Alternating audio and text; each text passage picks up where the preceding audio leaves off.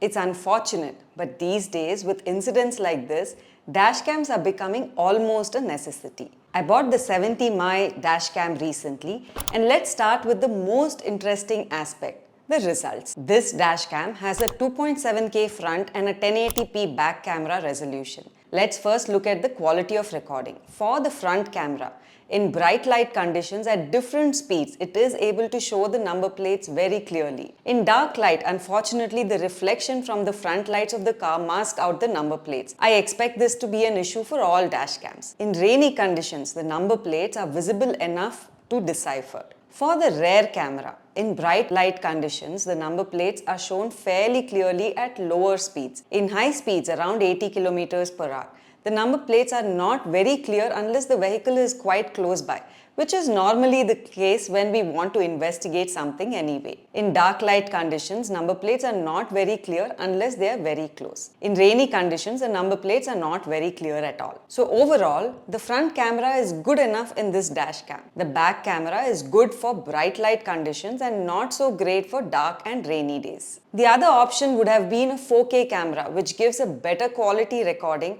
but does increase the cost by over 50%.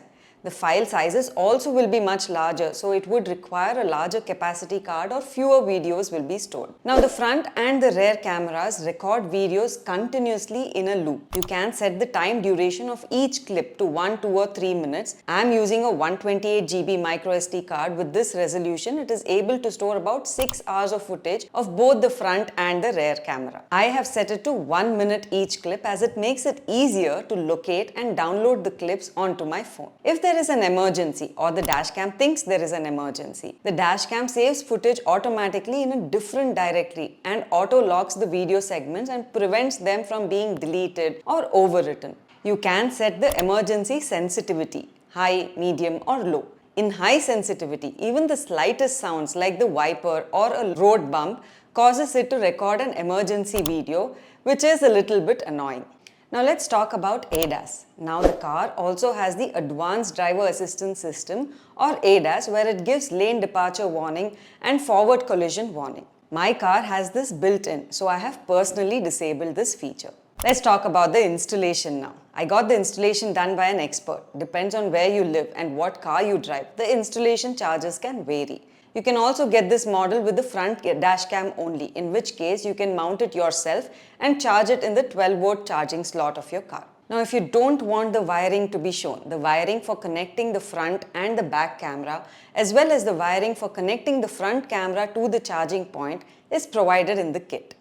It was a bit scary to see the insides of the car being removed while installing, but it turned out okay. The kit also comes with electrostatic stickers that are stuck on the windshield, and the dash cams are stuck to the front and the rear on top of these stickers. It has been a few months since I've been using it, and it's been going good so far. Now let's look at the product. The front dashcam has lenses with f1.8 aperture and 140-degree field of view to capture a wide angle like you already saw in the videos. It has a 2-inch screen to view your recordings and navigate to the settings, but I find it easier to navigate via the phone. You can connect the dashcam to your phone and view all the recordings, both the front and the rear, as well as the emergency recordings. You can also adjust settings like clip duration, how long you want the display to be turned on, how sensitive you want the emergency recording to be, the volume, and so on. Alternatively, you can download the videos from the microSD card directly to your laptop. If you want a comparison video with other dashcams, comment on this video. If I get 100+ comments on this video asking for a comparison with other dashcams, I'll do it. If you found this video useful, share this video and subscribe to become part of the 85,000+ community that trusts us with their decision making. Thank you for watching and see you in the next video.